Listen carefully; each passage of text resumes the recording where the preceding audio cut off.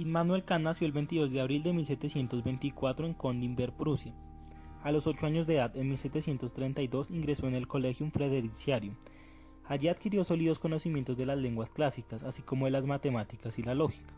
En 1740, ingresó en la Universidad de Königsberg, donde se matriculó en la Facultad de Filosofía. Empezó a asistir a las lecciones de teología, pero centró su interés en la filosofía, las matemáticas y las ciencias naturales. Kant estudió la filosofía de Leibniz y Wolff, pues era la filosofía entonces predominante en Alemania, pero también se puso al corriente de las tendencias empiristas que procedían de Inglaterra y de los ideales de la Ilustración de Francia. En 1747 termina sus estudios en la universidad y en 1755 obtendrá el título de doctor en filosofía. Posteriormente ejerció como profesor auxiliar en la Universidad de Königsberg, en la que permanecería a lo largo de toda su carrera docente. En 1770 inicia su periodo crítico.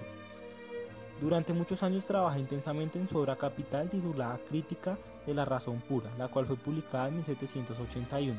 Allá le siguieron con relativa continuidad los prolegómenos para toda la metafísica futura en 1783, en la que pretendía exponer con mayor claridad que en la anterior los principios de la filosofía, y la fundamentación de la metafísica de las costumbres en 1785, entre otras obras.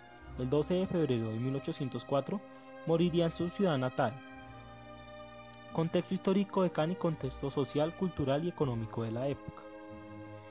Durante todo el siglo XVIII se da un proceso contra el llamado Antiguo Régimen, donde adquiere importancia la burguesía, que es la protagonista del cambio social, la proyección ideológica del conflicto entre la nueva y la vieja sociedad de la Ilustración.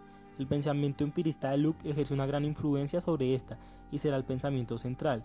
En este tiempo se produce también la independencia de los Estados Unidos. Todo esto lleva a la supresión del régimen feudal y a la creciente toma de conciencia de la dignidad humana.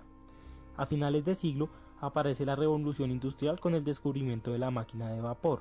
La vida de Kant transcurre en la época de la Ilustración, en Prusia. Durante el siglo XVIII gobiernan 4 reyes.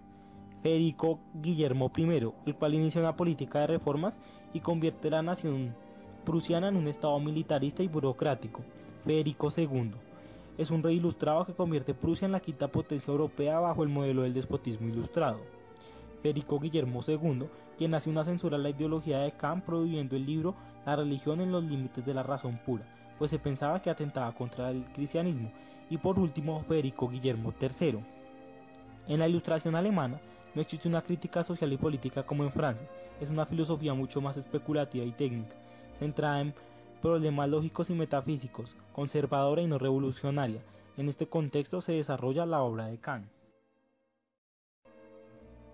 Frente al derecho penal, Kant desarrolló toda una teoría, la cual, para ser entendida mejor, requiere antes una pequeña reseña sobre sus postulados más generales de su filosofía práctica, como lo son el imperativo categórico y la concepción sobre el Estado y el derecho.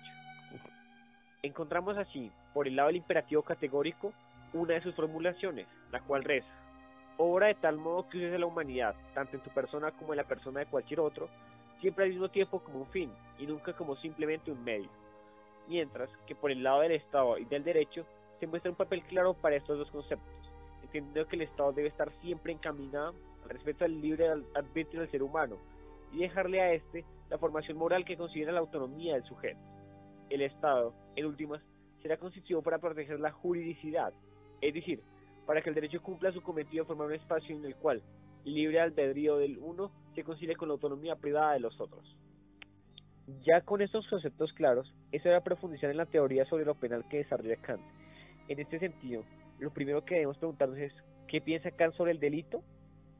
Frente a esta pregunta, observaremos que para Kant el delito en general es toda contravención a las normas públicas que haga un individuo, lo cual hace que sea necesaria una clasificación de los mismos entre el delito civil, como aquel en el que la conducta delictuosa tiene efectos singulares con otra persona, y el delito penal, como aquella en la cual la conducta ofensiva causa daño en toda la sociedad.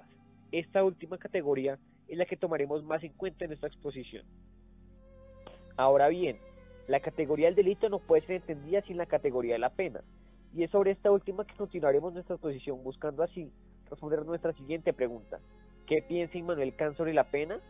En ese sentido, debemos preguntarnos qué es la pena, interrogante frente al que diremos simplemente que la pena es el castigo que se le aplica a un sujeto por cometer de manera voluntaria un delito penal, y que en últimas por ofender a la sociedad. En ese sentido, observaremos que la pena se da en razón a una conducta ofensiva contra la sociedad, lo cual nos abre el camino para desarrollar el segundo interrogante referente al porqué de la pena y cuál es su función. Frente al porqué de la pena y la función de la misma, diremos que Kant planteó que la pena se da solo porque se liquida y no tiene una función más allá de este castigo, afirmación que, por muy básica que parezca, representa un desarrollo bastante interesante de su filosofía práctica en general, pues constituye uno de los fundamentos de la concepción retributiva de la pena, la cual desprecia funciones preventivas y resocializadoras de la misma.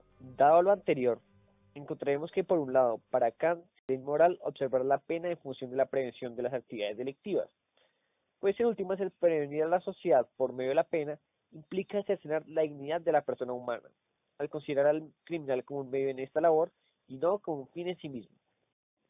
Mientras que por el lado de la resocialización, veremos que el desprecio se repite, al ser inmoral toda función resocializadora de la pena, pues implicaría esto que el Estado interfiere en el foro interno del hombre, decidiendo lo correcto o lo incorrecto sobre su persona, lugar vedado para el Estado y que le corresponde solo al ser humano. Finalmente, se debe plantear la pregunta por cómo debe ser aplicada la pena, y frente a la cual la doctrina kantiana asevera que debe ser equitativa y regida en su aplicación por la justicia, entendida en este caso como la igualdad. Esta aseveración se desarrolla por Kant en dos postulados que son por lo menos sorpresivos, y son su defensa a ultranza a la ley del talión y a la pena de muerte. Para Kant, el castigo debe ser equitativo con el delito y restaurar la justicia que ha sido cercenada por la comisión del acto punible.